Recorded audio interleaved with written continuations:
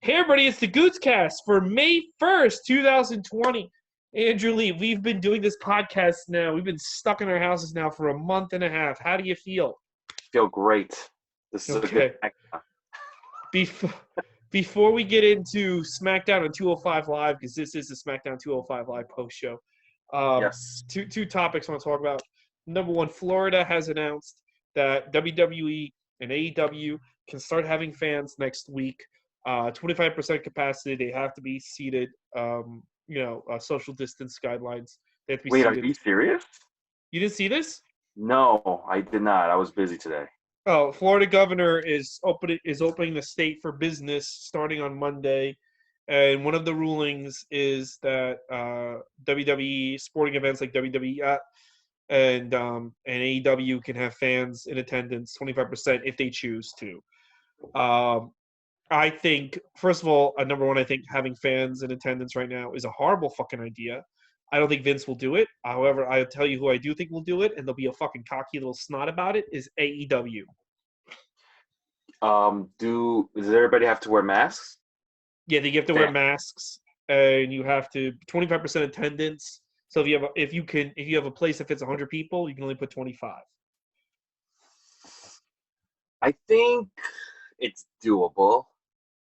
I don't think they should do it. You're just risky. inviting problems. It's risky, but I mean, I know my state, New Jersey, we're opening up parks tomorrow. Well, parks are open in New York, period. So.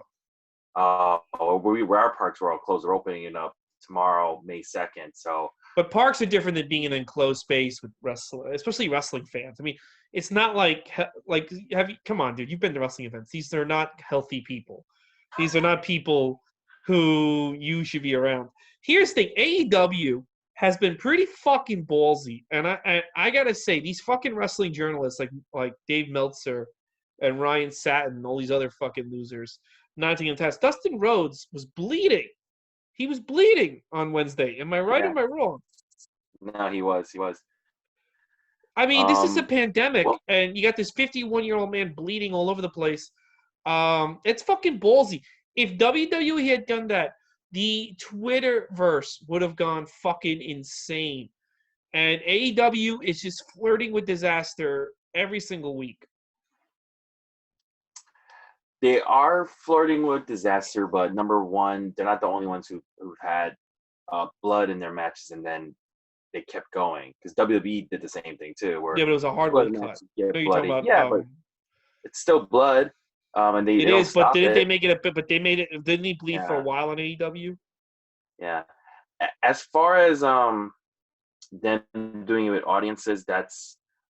I mean, I what do you call it? I have to see what happens before I can make a decision on that. It's the first time I'm hearing this right now, so I think it's. I don't know if they're going to do it. They can do it. I don't know if no one said they're going to do it or not. I think it's risky, but I can't say don't do it or not. I'm just it's risky, but it's whatever you want to do. It's not my life, right? It's not my life. Listen, my friend loved the line. I said on Monday, if Cody wants to see his dad sooner than later, it's fine by me. So I'll say it again. You want to see your dad sooner than later?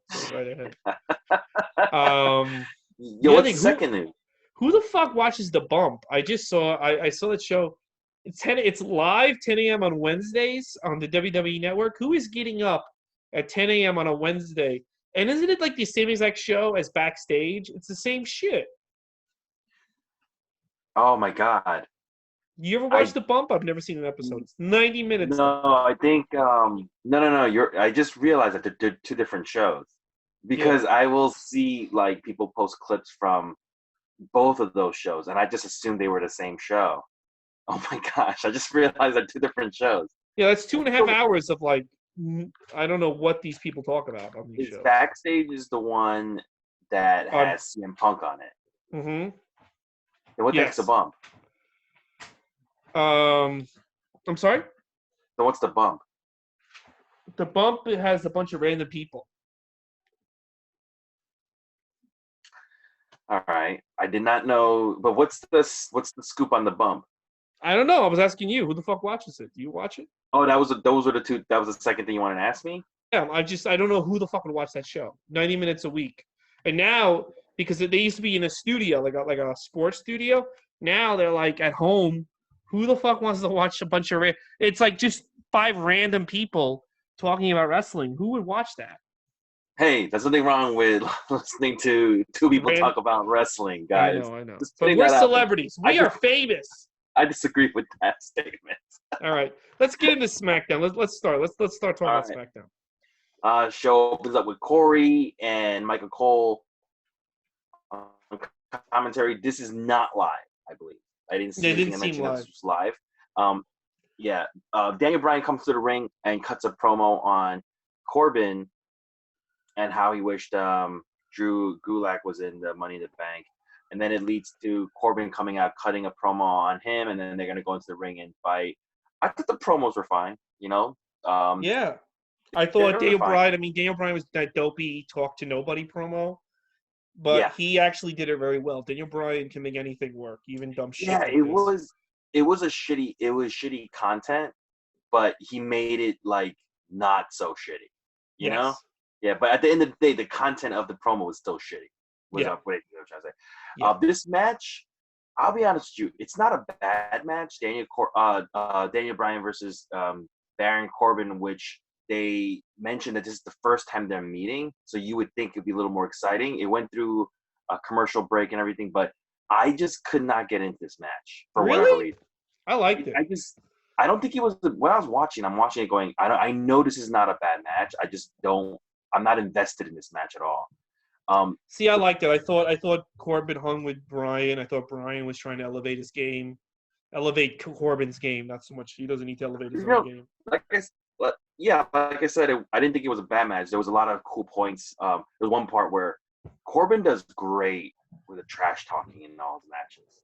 You know, he was. You know, he mentioned when he was like beating the crap out of Daniel Bryan, he was like, it's like, why don't you get back on Total Bellas and stuff like that? Mention that? Oh, I missed that. That's funny. You said that. Yeah, he was mentioning that, and then there was one.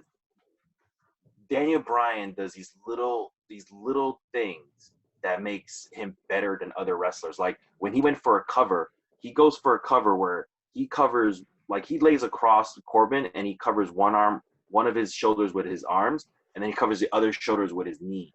Right? Like it's a great cover. It's like a full body cover and stuff like that. I thought it was a match. I'm just not invested in this. And you're not invested in these guys. Yeah, I'm glad I didn't get invested because it ended up with a bullshit finish again, where Baron Corbin loses because he hit Daniel Bryan with the ladder. It was DQ finish. Shinsuke Nakamura and Cesaro come out and everybody beats up Daniel Bryan. No Drew Gulak. Yeah. So you liked it even with the bullshit ending? Yeah, I did. I liked the match. I thought it was good. It was my favorite Baron Corbin match I've seen in a while. I thought it was an enjoyable match.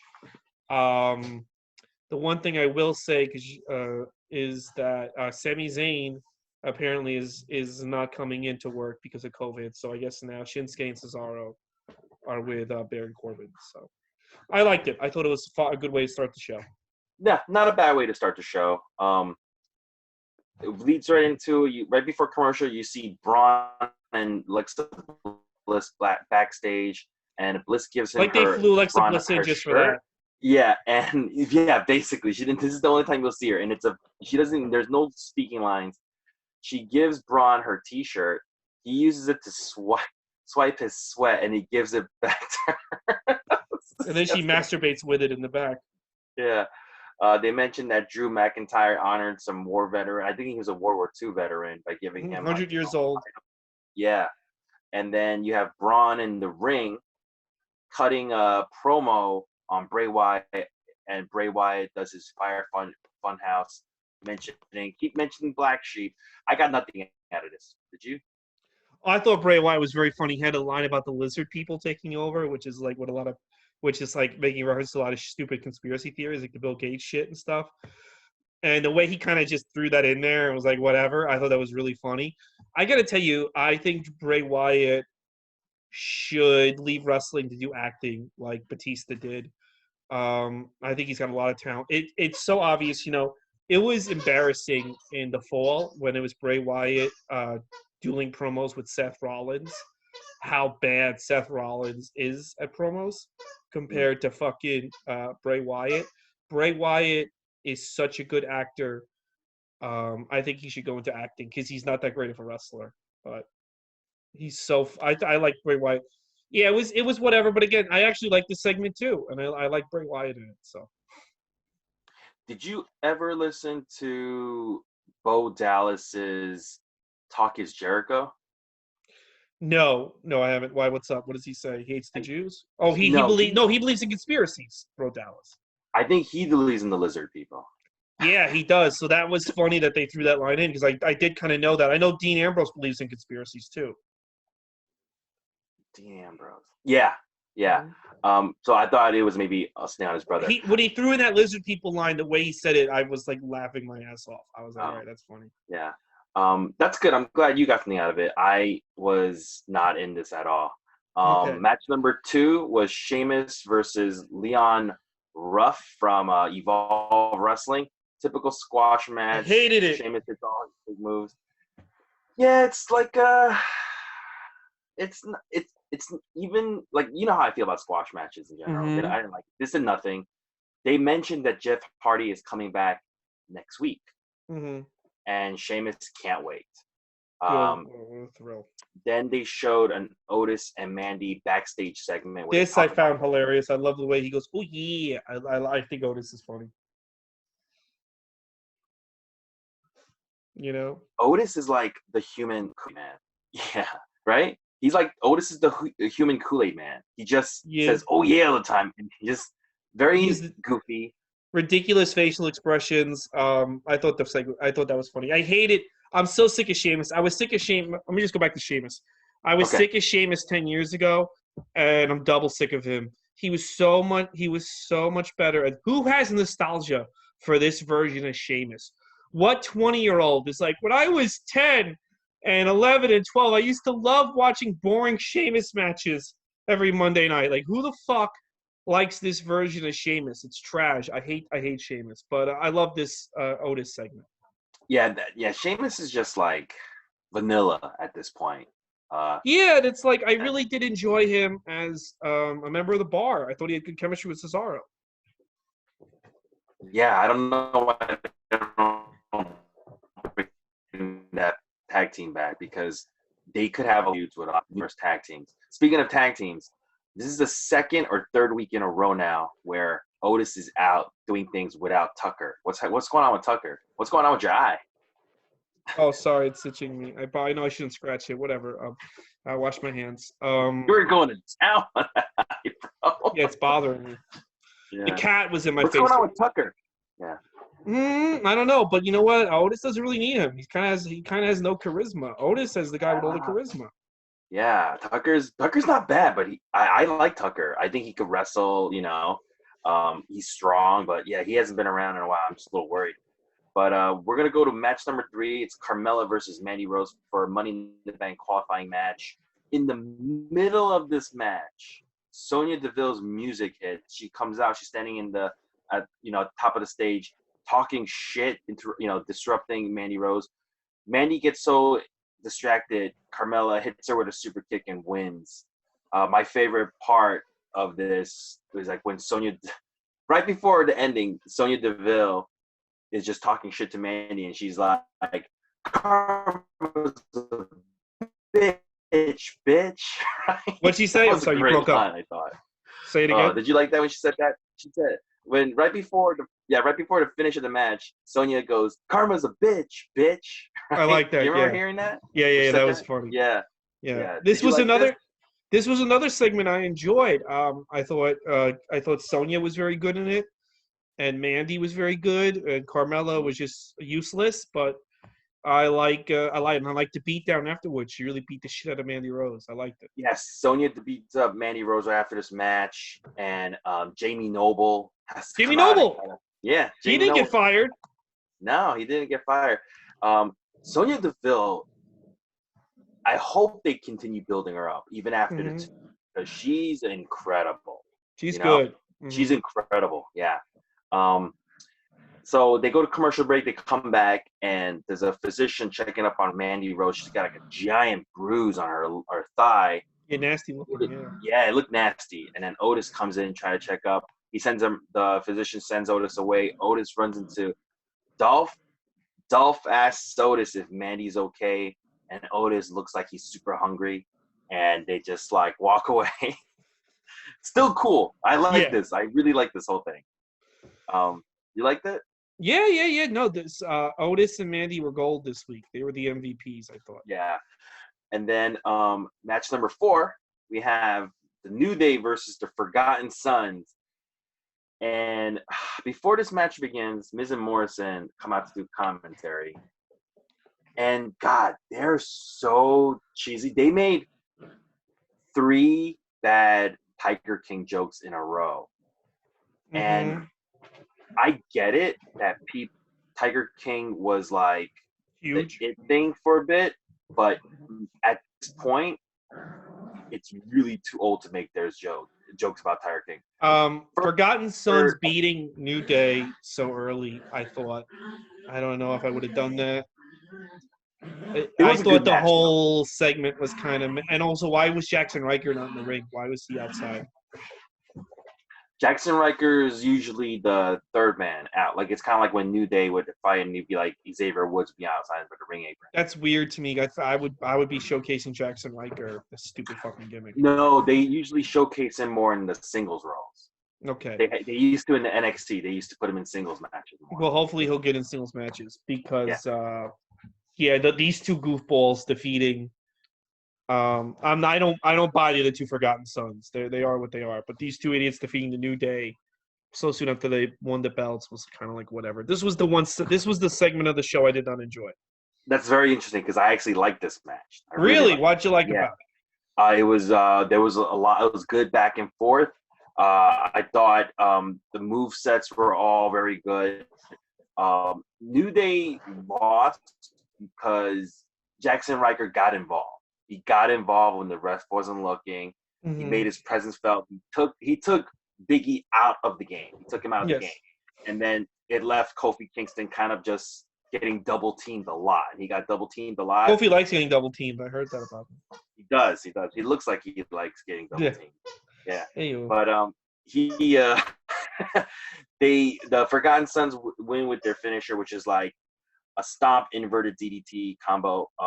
Is it too soon for a brand new team to be tag team champions in a non-title match? I would have had them win the belt. If they were going to win this, I would have had them win it for the belt. I would have saved it for the pay-per-view. Mm-hmm. I had them beat New Day for the belt. I think they're building towards a 4-way, though, because Forgotten Sons have beaten New Day, Lucha House Party have beaten Miz and Morrison. So what this means is New Day will beat all 3 teams to pay-per-view. You know? Yeah, pretty much. What the Forgotten Sons are probably going to be in it since they won this one. Yeah, I think they're going to do a fatal 4-way tag match at Money in the Bank. This match, I remember near the end, it started getting really good. And I could tell it was getting real good because there was a point where Miz and Morrison just shut the fuck up on commentary. Because they were watching and then cut to them. They cut to Miz and because they were just like watching the fucking match because it got really good. And I was like, there was a point in the match where it got really good, but I liked it. And then they were doing a Money in the Bank montage, and they showed, I don't know if you saw it, but they showed, it was the first time I saw a shot of what the roof actually looks like. Oh, no, they showed it like a week ago. Yeah, I've seen that before. They really, I missed it last time. I saw it this time, a glimpse of it. Looks all right.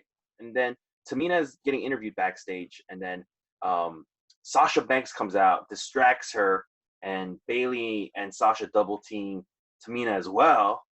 And then you had Lacey Evans come out. It's a whole melee, and Sanjay Dutt comes out to break it up. I don't know if you saw that. I missed that. I didn't see that. No, yeah. I didn't realize it was him. Yeah, he broke it up. So that was very legit. He also has his job still. And then they had a Dolph and Sonya Deville backstage segment as which I thought was very good. Yeah. Even the coloring. This made everything darker. You know, like these guys are the bad guys. By the way, before that, what'd you think about the Tamina segment? It was good. Sasha Banks looked amazing. Lately, she has just looked so hot. Another level with Sasha Banks. They have really built what? Her arms look great. Yeah. They have really built up Tamina, though, where I feel like any other time in history we would have been like, why is Sasha Banks like losing to Tamina? And now I'm like, now they've really done a good job.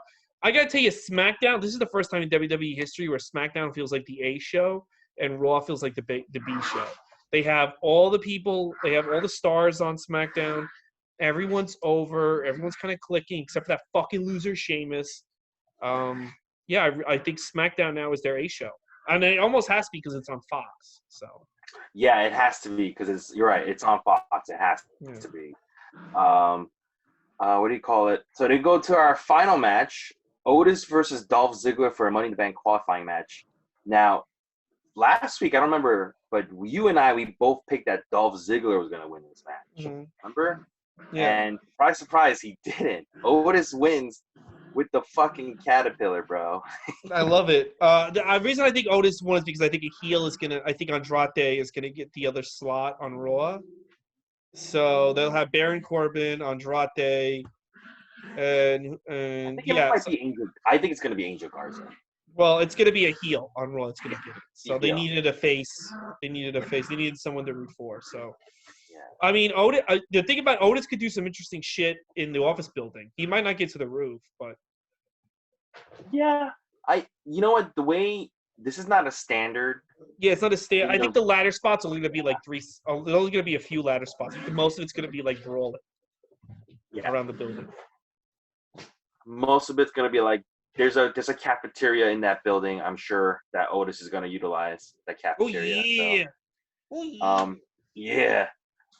They mentioned a couple of things for next week to look forward to. They're going to have a 3-on-3 next SmackDown. It's going to be Baron Corbin and Cesaro and Sheamus versus Cesaro, Shinsuke. I'm sorry, Shinsuke Nakamura, Cesaro and Baron Corbin versus Drew Gulak, Daniel Bryan, and question mark, which I think could be Elias. I think it's going to be Otis. That'll be great if it was Otis. And then you're going to have Lacey Evans and Tamina versus Sasha Banks and Bayley. And then you have Jeff Hardy's return. So those are the 3 things they announced for – and Braun Strowman, Bray Wyatt contract signing for next SmackDown. Yeah. What do you think about the SmackDown overall? I thought it was a very good SmackDown. I think it was the best SmackDown since the shutdown. And I thought it got everybody over. The women looked great. Daniel Bryan and Baron Corbin. Daniel Bryan make Baron Corbin look like $1 million. Otis main evented, and they really are pushing Otis, and he's delivering. So I thought it was a very, very good SmackDown. The one low spot is Sheamus, and I think he should get Corona and die. But other than that, everything else is fine. As long as Sheamus jobs to Jeff Hardy, it'll be worth it. So yeah. I don't know if this was the best SmackDown since the shutdown, but it was a good SmackDown. It was moving. Never felt like it dragged. No, it never felt like what am I doing in my life? Yeah. Yeah, everything. This is total opposite of Raw. Raw made no sense. Some stuff. This made sense. Everything here made sense. Yeah. The only thing I do wish they would change is they gotta change some of these feuds. These are the same fucking. Well, I think Money in the Bank. I think Dolph and Otis are done, but Sonya and Mandy are just getting revved up. So. Yeah, but what about fucking Drew Gulak and Daniel Bryan versus the fucking Three Stooges? That right? That's fucking still going on. I know, but I think they're limited with people aren't showing up to work. So maybe I don't know. I just feel like some of these same. Lacey Evans and Sasha. It's like that's gotta end. I think they're gonna move to Sasha versus Bayley though. Yeah, I like that. Like it's a very minor complaint, but I'm like, yeah, man, they just gotta change some of these feuds up. I'm getting a little. Everything went smoothly, but I'm getting a little bored. I think Money in the Bank. Well, there's no pay-per-view in June, which is the next pay-per-view is in the middle of July, which is smart. There's no reason to do another pay-per-view in June, so I think June is gonna see like a reset of storylines and stuff. So we'll see. I hope so. I hope you're right. Or at least the rest of May and June. So. All right, good SmackDown. Now we move on to 205 Live. Let me just say, before we recap this show is last 2 weeks I really enjoyed it. This week not so much. They had the Singh brothers on. The Singh brothers got to pick the match inspired to become wrestlers, and also one of the matches of theirs that they liked. The Singh brothers picked the Iron Man match of WrestleMania 12, one of my least favorite matches of all time. In fact, I think it's the most overrated great match because everybody puts it on the list of great matches ever. I fucking hate this match. Your thoughts? This was the 1 hour, over 1 hour plus, I should say. Yeah, they edited it though. They didn't show the whole match. Oh, this was a digest version where it still sucked. It was less than 30 minutes that they put on the show, actually. If you time it, it was less than 30 minutes of Bret Hart versus Shawn Michaels. It still felt like an hour. It wasn't bad. I mean, I've watched this match before in its entirety. One thing I noticed about this match when I was watching it is that the way they do the moves is so much better than the way a lot of guys do the moves now. Mm-hmm. That's true. Like, just the way they, Bret Hart would do a drop toe hold or a fucking, the punches, the snaps, what they do when they punch it. Not just Bret, when Shawn, I hate Shawn Michaels, but even when he was doing the punches, there's a certain snap and a crispness to how they're doing things. And I was just like, that's the difference between guys who are wrestling in the 90s like that and guys who are wrestling now. People now will do a lot more moves, but it's a little bit more sloppy. Yeah. And back then they did less moves, but everything was more crisp. Everything looked more realistic. And I think that's why I enjoyed that match. My thing with this match is that there's no drama. And it's weird to say that because, I'll watch a lot of matches so I know the outcome. But because you know it's going to go an hour before anything happens, and when you rewatch this match and you're like at the 10, 15-minute mark, you're just like, you're not invested in anything because you know, nothing really, they're not going to amp it up until 40 minutes from now.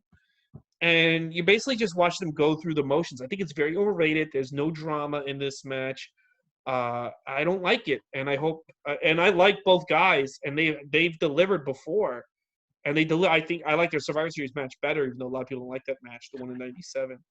But I just think this match is boring, and I think a lot of the reason why WCW kicked their ass that year of '96 was because they put this fucking snoozer on their huge show. And they're like, these are the two best wrestlers in the world. And it's two good guys just putting everybody to sleep. It stinks. I hope I like both guys, but they should kill themselves over this. I don't think this was a match with no drama. I felt like there was a little bit of drama. I mean, they really mention a couple times how like Shawn Michaels is back and Bret works on Shawn's back a lot. And it leads to when he's in the sharpshooter, you think he's going to tap out. There is a little bit of drama, but I will agree with you. I think this match is a little overrated. Yeah, and I didn't really need to see it. I don't think it's a bad match, but I don't think it's as amazing as everybody makes it out to be. A lot of WWE.com, in fact, has put this on the top of the best ever match list that they do all the time. And but WWE.com also says that Vince Jr. is a genius. So I know, but they were putting this match as one of the best matches of all time when Vince hated Bret, and they still blew this match. They have been blowing this match for years, and I think it's extremely overrated. There's a lot of better matches that Bret and Shawn have had at Mania and at In Your Houses and what have you. But it is what it is. So fuck you, Singh brothers, for making me watch that again. I was having a good night. But the next match was a lot better. It was the Singh brothers from July 2nd, the day Spider-Man Homecoming came out, taking on the Lucha House Party, and I enjoyed this match. What about you? Yeah, this was good. I saw it originally when it came out, but I watched it again, and this was probably the best match the Singh brothers ever did.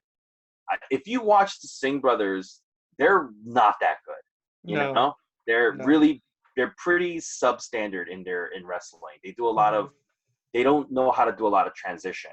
They just do that fucking Bali Bali dance. But that's all they do. The Bali Bali Bali. All right. But the Lucha House Party made them fucking look good. But it's fine. This is actually the best Singh Brothers match you will ever see. So yeah, if I'm glad they picked picked want to see the Singh Brothers, this is a good one to watch. I was hoping they would pick one of the Randy Orton Jinder matches where the one Singh brother got dropped on his head. It would have been funny if they One. picked that. There was Which like one? it was at Money in the Bank, and he almost Yeah. dropped. Did you ever see the GIF of that? Jeez, yeah. Dude, he got one of the Singh brothers. got Randy makes a dropped face on like, his "Holy head. fucking shit!" Yeah. Yeah, the Singh brothers get dropped a lot during that whole thing. That was, I mean, that's why they still have a job, I guess. You know? Oof. Yeah. That was a dude. Remember, they had 3 Randy Orton Jinder Mahal matches. Remember, it was Randy Orton Jinder Mahal in a Punjabi prison match. Oh boy, that was a fucking. And Great Khali came out. Yeah, that was. They got to sell the play sets, man. They got to sell the play sets. Right? Well, yeah, I was disappointed by 205 Live this week. I think they should have. Hopefully next week they focus on someone better. Can somebody please pick a WCW Cruiserweight match? The only reason you guys have careers because of WCW Cruiserweight division. Yeah, they should be featuring some of the Cruiserweight. Yeah, because that. I am okay. I'm okay with the 205 format they have because it's still doing what I think wrestling should be doing right now, which is like, hey, you can't wrestle, so you want to just show. No, I love the format. I just don't want. Yeah. I just don't like that Bret Hart match. Sorry. I like the format, but I think like if it's a cruiserweight show, you should be featuring some more classic cruiserweight matches, especially if you already own the contents of it. You know? Yeah, and I just don't get why you see everything you show is a cruiserweight show, and you're showing us. I mean, I enjoy it. Don't get me wrong, but I'm watching Steve Austin and Ultimate Warrior matches. Like, fucking show us fine. If you don't want to see WCW, show us Taka Michinoku or something. Yeah, right? Taka Michinoku had some great matches in WWE. Fucking Papi Chulo, man. Papi Chulo. Show us one of those. Lita. Yeah. Lita's a cruiserweight. Yeah. Hey, Jacqueline. She's S.A. Rios. Jacqueline is a former cruiserweight champion. Show some of her matches. Dude. If they asked me, I would pick like the most ridiculous match. I'd pick like Chavo Classic versus Jacqueline. Yeah. And they'd be like, "No, that match inspired me. That's why I'm here." I'd probably get fired as soon as I pick that. Do you think Go ahead.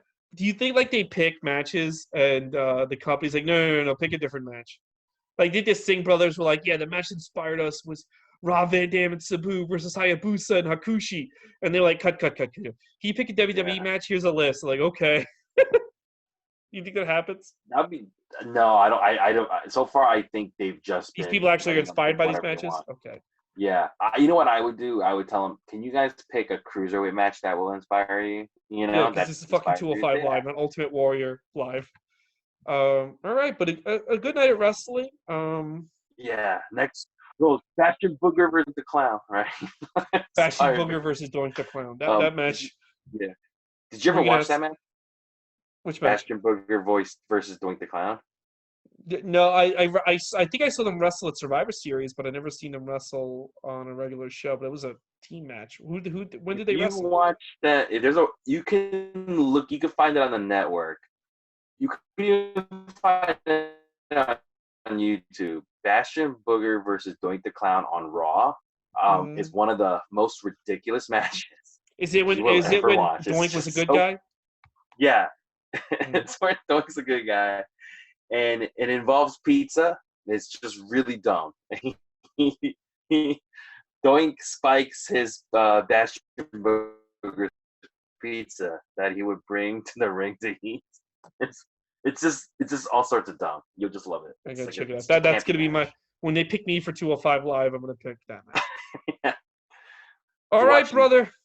So that's the podcast. Next week we're gonna be back on Monday with Monday Night Raw.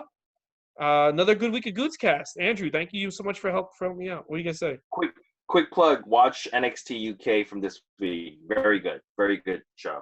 100% watch it. Okay. All right, I'm gonna watch it. I'm gonna have a little bit of cake and I'm gonna watch it. All right, guys. Thank you so much for listening. Bye.